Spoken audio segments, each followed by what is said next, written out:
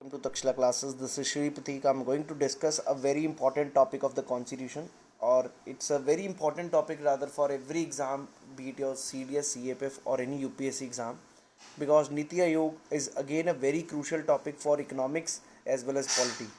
So let us understand what is exactly Niti Aayog, National Institute for Transforming India. इसके बारे structure समझेंगे, what is the significance. इस पे पिछली बार IAS में भी क्वेश्चन आया 2019 में. क्लियर है जी. आपने रिसेंट स्कीम सुनी होगी अटल इनोवेशन मिशन, ये क्लियर है जी. इसी प्रकार हमारा अटल tinkering labs. NITI Aayog basically एक थिंक टैंक है जिसने रिप्लेस किया प्लानिंग कमीशन को, which is going to make the plans, right. So let us discuss about exactly what is Niti Aayog. सबसे पहले दोस्त, इससे पहले होती थी प्लानिंग कमीशन, जो कि बनी थी 1950 में मार्च में with the resolution of government of India and objectives of the government while starting PC were the following. PC मतलब प्लानिंग कमीशन. रेजोल्यूशन का मतलब दोस्त ये संविधान में कोई ऐड नहीं की गई, ना कोई अमेंडमेंट की गई, ना पार्लियामेंट से पास किया. State way government of India ने डिसाइड किया कि ये एक बॉडी होगी और बना दी गई as a resolution. So main इसका ऑब्जेक्टिव क्या था? To promote a rapid rise in standard of living of the people by efficient exploitation of the resources, ताकि प्लान हो प्रॉपरली और रिसोर्सेज को कैसे एफिशिएंटली यूज़ किया जाए उसके ऊपर प्लानिंग कमीशन में बैठे लोग प्लान बनाएंगे पूरी कंट्री के लिए, और ताकि स्टैंडर्ड ऑफ लाइफ बढ़ सके इंडिया के लोगों का. दूसरी चीज़ प्रोडक्शन को इंक्रीज़ करना. तीसरा अपॉर्चुनिटीज़ एम्प्लॉयमेंट को जनरेट करना, क्योंकि ये तीन चार चीज़ें हैं जो काफ़ी ज़्यादा इंपॉर्टेंट है. और ये प्लानिंग कमीशन ऐसा था कि भाई the people who are well read, people who are academics, जो को बहुत एक्सपीरियंस है, बहुत मतलब लोग पढ़े लिखे जिनको काफ़ी एक्सपीरियंस है इस काम में, इकोनॉमिक्स में, इस प्रकार के बंदों को यहाँ पर प्लानिंग कमीशन में बिठाएगा, एक थिंक टैंक बनाया जाएगा. क्लियर है जी. और उसके चेयरमैन होते थे प्राइम मिनिस्टर ओनली, और इसके साथ 8 9 या 10 11 बंदे जो कि बहुत एक्सपर्टाइज नॉलेज है पब्लिक पॉलिसी में, जिनका इकोनॉमिक्स में, इस प्रकार उन लोगों को बिठाया जाएगा और वो प्लान बनाएंगे कि कैसे कंट्री का इम्प्रूवमेंट हो सके. क्योंकि पार्लियामेंट में तो दोस्त हर तरह के बंदे आएंगे, but here at least you will be having a proper project जहाँ पर प्लान बनाया जाएगा कंट्री का प्रॉपरली. सो इस समय उस समय जो थे प्राइम मिनिस्टर इसके चेयरमैन थे, और प्लानिंग कमीशन के जिसके असिस्ट करने के लिए डिप्टी चेयरमैन होते थे. और इसमें included 6 union cabinet ministers as its ex officio members. There was also a member secretary. तो एक ऑटोनोमस बॉडी थी which closely worked with the union and the state cabinets, had full knowledge of their policies. So institutionally, it was a part of cabinet organization, and demands for grant for the PC was also included in the budget for cabinet secretary. मतलब demand for grant जो हर मंत्रालय का आता है, तो उसी प्रकार planning commission का भी आता था जी. लेकिन सबसे बड़ी प्रॉब्लम क्या थी? इनका स्ट्रक्चरल मैकेनिज्म नहीं था for regular engagement with the states. States में आपस में कॉपरेशन नहीं था. एनडीसी होता था, भाई स्टेट्स वहाँ पर कई बार पार्टिसिपेट करेंगी, कभी कभी नहीं. Ineffective forum for the resolution of centre state and inter ministerial issues, जहाँ पर आपस में सेंटर और स्टेट के बीच में इशूज़ है, क्योंकि कहीं पे सरकार अपोजिशन की और सेंटर पे कोई और है, तो नेचुरली वहाँ पर कोऑर्डिनेशन ज़्यादा अच्छा नहीं बन पा रहा था. क्योंकि और वैसे भी प्लानिंग कमीशन में इनकी तो रिप्रेजेंटेशन नहीं थी.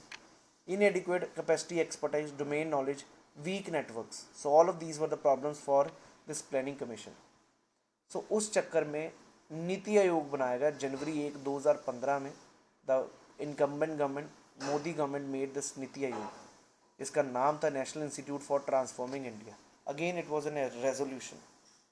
So you can call it was an extra constitution, मतलब कॉन्स्टिट्यूशन में नहीं थी, ना ही पार्लियामेंट के लॉ से बनी, non statutory, and it is just an advisory body just like planning commission. तो अगर कॉम्पोजिशन की बात करें, ये पेपर में आने के काफ़ी चांसेस हैं. कॉम्पोजिशन में होता क्या जी? चेयरमैन है, एक्स ऑफिशियो मेंबर्स हैं, पार्ट टाइम मेंबर्स हैं, फुल टाइम मेंबर्स हैं, वाइस चेयरमैन है, रीजनल काउंसिल्स हैं, और गवर्निंग काउंसिल है. अभी देखेंगे इसको प्रॉपरली. सो दो सबसे ऊपर चेयरमैन जो है वो तो प्रधानमंत्री हैं. गवर्निंग काउंसिल में कौन होंगे? चीफ मिनिस्टर सारी स्टेट्स के और एडमिनिस्ट्रेटर्स यूटीज़ के. दूसरी तरफ रीजनल काउंसिल्स हैं दोस्त, वो अलग टाइम टाइम पर बनती रहेंगी जब जब नीड हो. और मिनिस्टर, उसके मेंबर्स कौन होंगे? Members would be the chief minister and the administrators of the UTs of respective region. अगर किसी भी रीजन की बनाई जा रही है, जैसे जोनल काउंसिल है, उसी तरह एक रीजनल काउंसिल का भी कॉन्सेप्ट रखा गया. वाइस चेयरमैन होगा जिसको कैबिनेट मिनिस्टर के अहदे के बराबर होगा, जैसे इस समय राजीव कुमार थे. क्लियर है जी. And that is vice chairman of NITI Aayog is appointed by prime minister. Full time members होंगे, लेकिन नंबर अभी तक पक्का नहीं है कि कितने होने चाहिए। पार्ट टाइम मेंबर्स मैक्सिमम 2 होंगे, एक scholar from the universities and research institutions में से 2 मैक्सिमम स्कॉलर्स भी रखे जाएंगे। अगर आप एक्स ऑफिशियो मेंबर्स की बात करो तो दोस्त वो मैक्सिमम 4 होंगे, और वो कौन होंगे? Ministers from council of states. तीसरा, special invitees appointed by prime minister for fixed tenure. And there is a CEO also of Niti Aayog who is appointed by Prime Minister, has a rank of secretary to the government of India. Clear है जी सभी को? ये structure कई बार paper में पूछ सकता है, so you need to be very understood. Governing council में सारे स्टेट्स के सीएम है। यहीं पर एक फ़र्क है प्लानिंग कमीशन में। प्लानिंग कमीशन में सीएम्स की पार्टिसिपेशन नहीं थी। क्लियर है जी? फुल टाइम मेंबर्स आपको समझ आ चुका है, वाइस चेयरमैन भी समझ आ चुका है, और पार्ट टाइम मेंबर्स भी, जो ये थिंक टैंक एक प्रॉपर बन चुका है जो कि मेंबर्स होंगे। आप ज़रा आगे देखेंगे दोस्त, इस प्रकार ये स्ट्रक्चर आपको मैप में दिखेगा। गवर्निंग काउंसिल के बारे, रीजनल काउंसिल्स के बारे, member full time basis, part time के बारे, फिर उसके बाद एक्स ऑफिशियल मेंबर्स, फिर स्पेशल इन्वाइटीज़, फिर चीफ एग्जीक्यूटिव ऑफिसर, और यही हमने अभी तक पढ़ा जी। आइए ज़रा आगे देखें। एम क्या जी? प्लानिंग अल्टीमेटली नीति आयोग बनाने का मकसद क्या है? सबसे पहला काम एडवाइजरी बॉडी होगी to give directional and strategic inputs to union government and the state government. दूसरा, and to the slow and tardy implementation of the policy. Problem क्या थी भाई? पॉलिसी बनती तो है लेकिन इम्प्लीमेंट नहीं हो रही, और ना ही उसकी इम्प्लीमेंटेशन हो रही है। तो उस चीज़ को बराबर बनाने के लिए इनको क्या चाहिए था? कोऑर्डिनेशन नहीं होता था कभी आपस में मिनिस्ट्रीज़ में, या आपस में स्टेट्स में नहीं कोऑर्डिनेशन, या सेंटर स्टेट में। इन सभी चीज़ों को बराबर लाना पड़ेगा, उस काम करेगा ये हमारा NITI Aayog. Cooperative federalism on the principle of strong states make a strong nation. ये भी चीज़ याद रखें, very very important rather. Cooperative federalism आपने पॉलिटी में पढ़ा हुआ, फेडरलिज्म जहाँ पर सेंटर और स्टेट एक बराबर हैं, तो स्टेट्स को कॉपरेट करना पड़ेगा सेंटर के साथ। That is basically you can say cooperative federalism. Strong states make a strong nation. Obviously भाई, स्ट्रॉन्ग अगर स्टेट्स होंगी तो नेशन भी स्ट्रॉन्ग होगा, क्योंकि state nation itself is inclusive what states. So that is the thing. To replace the top down development approach with bottom top development approach। ये भी चीज़ याद रखिएगा, बॉटम से ऊपर जो है रिप्लेस करनी पड़ेगी, किससे? Bottom to top.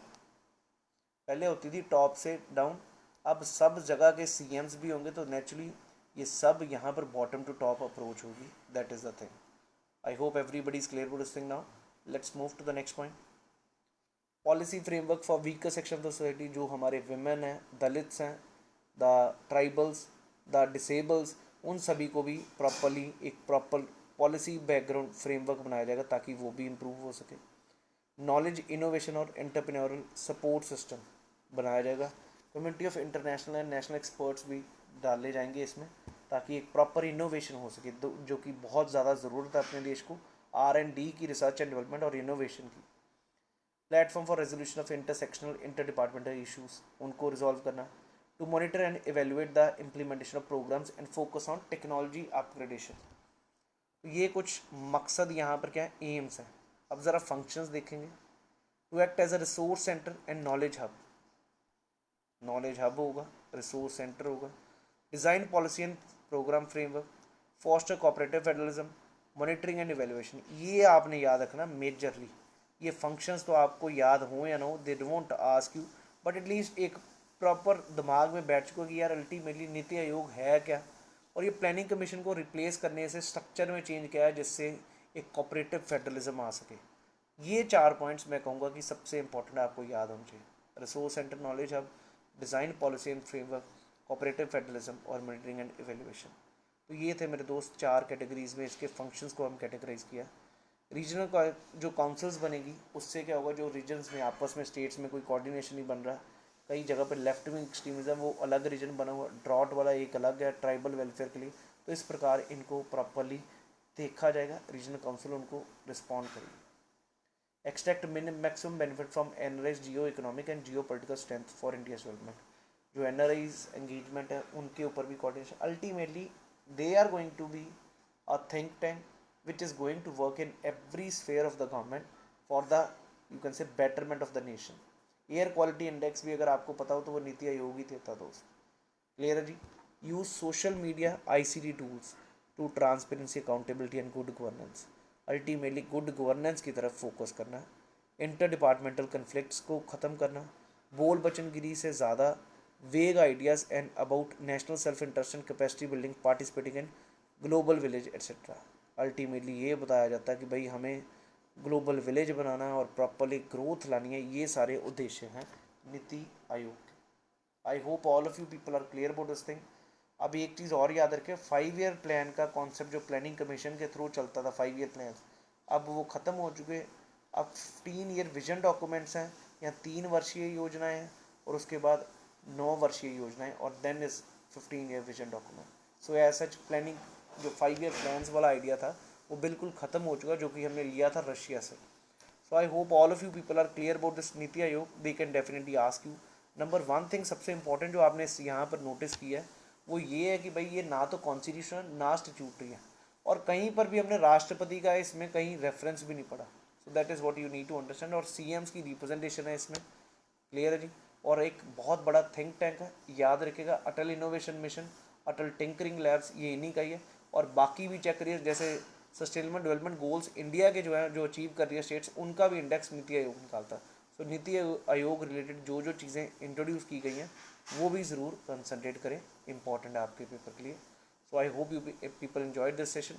Please do hit a like button and do comment if you are really liking these sessions, and do let us know what topics you want. We are bringing out more topics with you people for your preparation for CDS 2021 and 2020 and then CFF 2020 and 21. So that's all for today. Thank you. Jai Hind everyone.